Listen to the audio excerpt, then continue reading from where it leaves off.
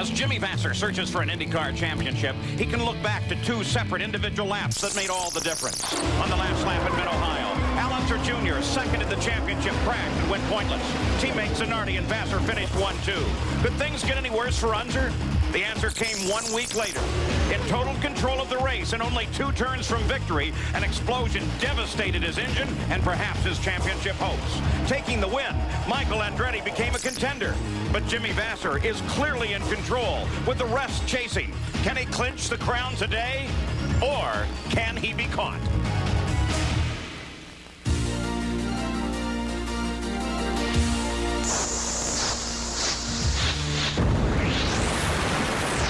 Vancouver, Canada. It's the Molson Indy, the IndyCars, with just 2 races to go in their quest for the championship.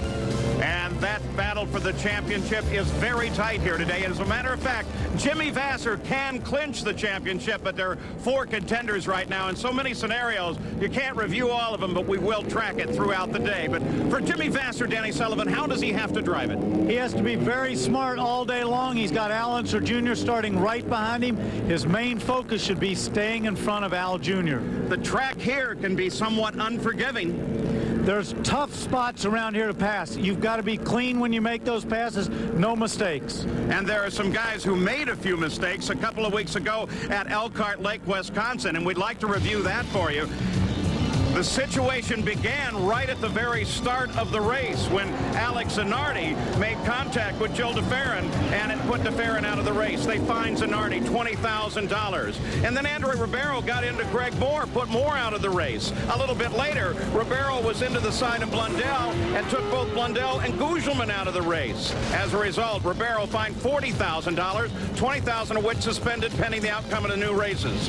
And then Paul Tracy got into the side of Parker Johnstone and flipped him upside down. Now, Paul Tracy was fined $40,000. Again, they suspended $20,000 of that pending his conduct in the next 2 events. So those are the stories leading into today's race. Here's the grid. Alex Zanardi shattered the track record for his 5th pole of the year. Michael Andretti, a 2-time winner here in 91 and 92, starts alongside. In row 2, it's Bobby Rahal, who scored a 2nd place at Elkhart, his best finish of the season, and his teammate Brian Herta on the outside. In row 3, Jimmy Vasser, the points leader, who has finished every race this season, and Paul Tracy. In row 4, Al Unser Jr., his last win came here 1 year ago for the 4-time Vancouver winner, and Andre Ribeiro. In row 5, Mauricio Gugelmin and Gil DeFerrin, who finished 2nd in his first start here last year. In row 6, Adrian Fernandez and Scott Pruitt. In the 7th row, Greg Moore and Christian Fittipaldi. Row 8, Robbie Gordon, the 2nd place finisher here 2 years ago, and Raul Boisel. In row 9, Mark Blundell and Parker Johnstone. Row 10, Jan Magnussen and Juan Fangio.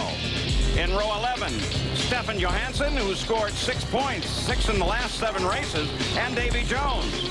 In row 12, Scott Goodyear and Michel Jourdain Jr., 4th IndyCar start of the season. Row 13, P.J. Jones and Roberto Moreno, and Hero will start alone all the way in the back.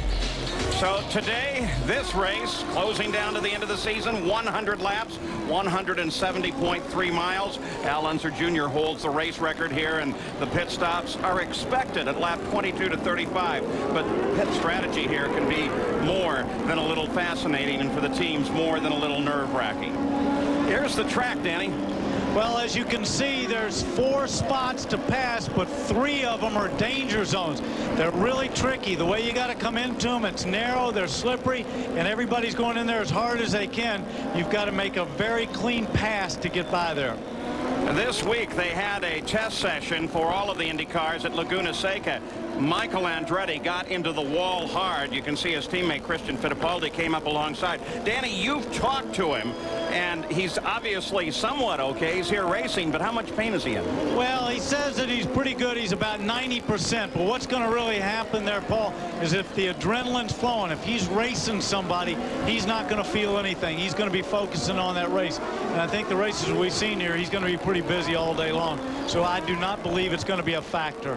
He had a nice smile on his face before he climbed in the car, though. So it looks like he was ready not only to run well here, but of course he can be a factor in this championship. And if he wins the next two races, he very definitely could come away as the champion. So much on the line here today. This is perhaps the key race of the year, certainly is to this point, with Jimmy Vasser having an opportunity to take his very first championship. You can see it's a crystal clear day here in Vancouver.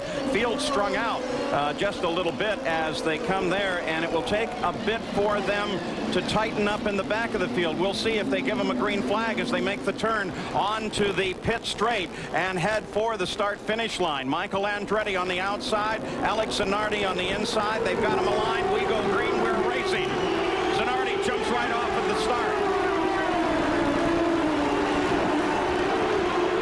The rest of the field through safely. Michael into second, then Ray Hall, then Herta. Tracy back in there. Anybody wondering about what condition Tracy's in? This is the hairpin. Very tough place. It is, but everybody got through there clean. I think everybody realizes the importance of not knocking a wing off or doing anything, any damage, flat spot in the tire. Look at them all bunched up.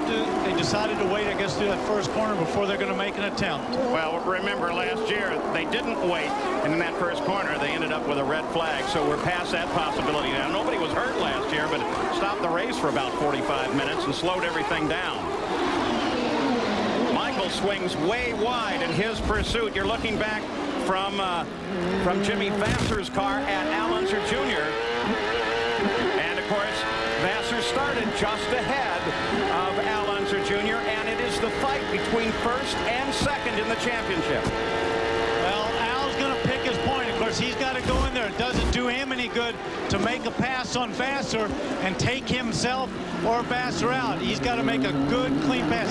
He needs to score points. Look how close little Al comes to the wall as he comes off. Now cycles just a bit outside, looking for racing room. That's another passing zone right there. He's going to take a look up the inside to let him know he's there.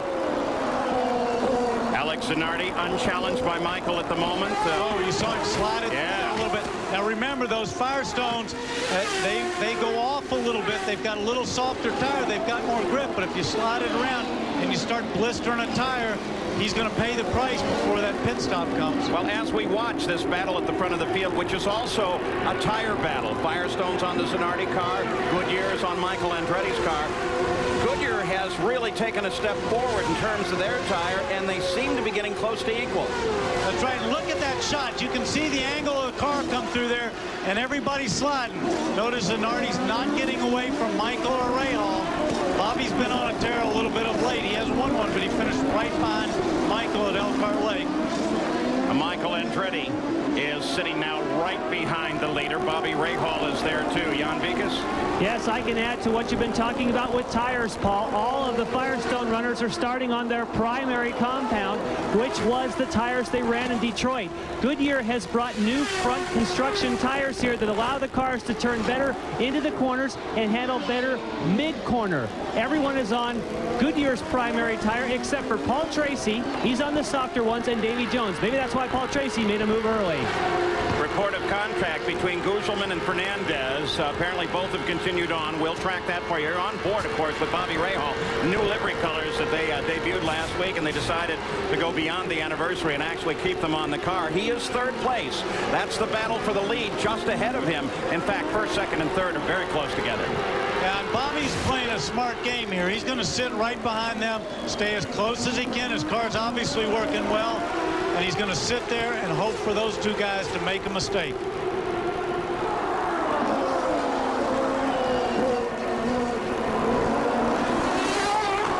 One of the things that we've seen, you know, when Zanardi's been on the pole previously, he seems to take off, get a gap, and pull away from everybody. Doesn't appear like he's doing that right there. Michael's standing right with him. Oh, look, Zanardi made a mistake. He ran out there wide. He got in too deep. Ran out there, got on the marbles a little bit. time again, at this track, it only takes the tiniest of mistakes, one, to let somebody past you, and two, to end up against those walls. That's right. You saw how close he was to the wall. Michael's letting him know he's there. He's going down. See, he wants to keep that pressure on Zanardi. Look at that. See the back end of the car just dart out there a little bit. You can't do that too many times. He's got to go about 30 to 35 laps on a set of tires. He's doing this early on. He's going to use those tires up. Again, two different lines as first, second, and third still running together. We will try to give you as much onboard camera as we can, but they go under a lot of underpasses, and that disrupts the cameras. So we'll do the best we can with you. 4 laps are complete. Back in Vancouver, nothing has changed here. Michael Andretti continues to chase Alex Zanardi, and Bobby Rahal is putting the pressure on from third place. Well, Bobby is. He's letting them all know that he's right there. Michael's got to be, of course, looking for the opportunity on Zanardi and trying to close off those mirrors so he doesn't pay attention that Bobby's right behind him. It's a tough situation, but, of course, one that he's been in a lot before. Oh, Bobby Rahal, the old professor, though, is just sitting there letting him know, I'm here, one little error, and I'm right in front of you. That's right. And also something, Bobby's very good on equipment.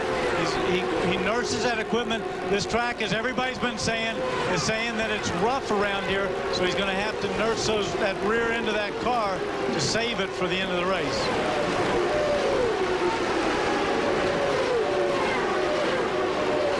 At the Molson Indy Vancouver, watching now, 4th, 5th, and 6th. Nothing's changed in the order. Dropping back, taking a look at this battle that's tightening up.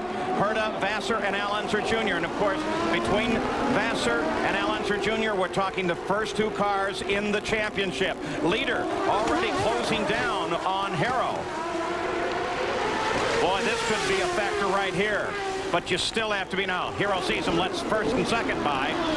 Bobby's going to get in underneath him. So first, second, and third passed. Jan Vigas? Well, Danny was talking about how good Bobby Rahal is on the equipment, and that's what he feels will be his ace in the hole today. He says, I have the experience. I know what it takes here. I'm going to take it easy, but I think you guys also hit it right on the head. That is that Bobby Rahal wants to stay close enough to where he can pressure both Michael Andretti and Alex Zanardi into making a mistake. Bobby Rahal says the key here is don't run into anything. Take care of your car, and like Danny said, he's got a lot of experience doing just that. First, second, and third have pulled away from the rest of the field. Brian Herta, of course, is the 4th place car, and he sits back some. Under the BC place, the overpass here, one of the areas that the onboard cameras can't shoot the signal out of, but a fascinating track here, very tight, has produced some great racing, and it's a time of the year that the equipment all seems to come fairly even. We've said that with the tires. Usually by now, all of the parts that have been produced for some cars have now filtered down through the entire field, and so we get some even racing. Look at the group lining up behind Herta and Vassar. It looks like little Al lost a little bit to Jimmy Vassar there. See that little gap? That's probably was dictated by traffic, but look at this. Gilles DeFerrin in that bright yellow car coming up on Paul Tracy. Ooh, locked him up. That hurts him big time because you keep flat spotting those tires. They'll get a little square on you and make a very uncomfortable drive.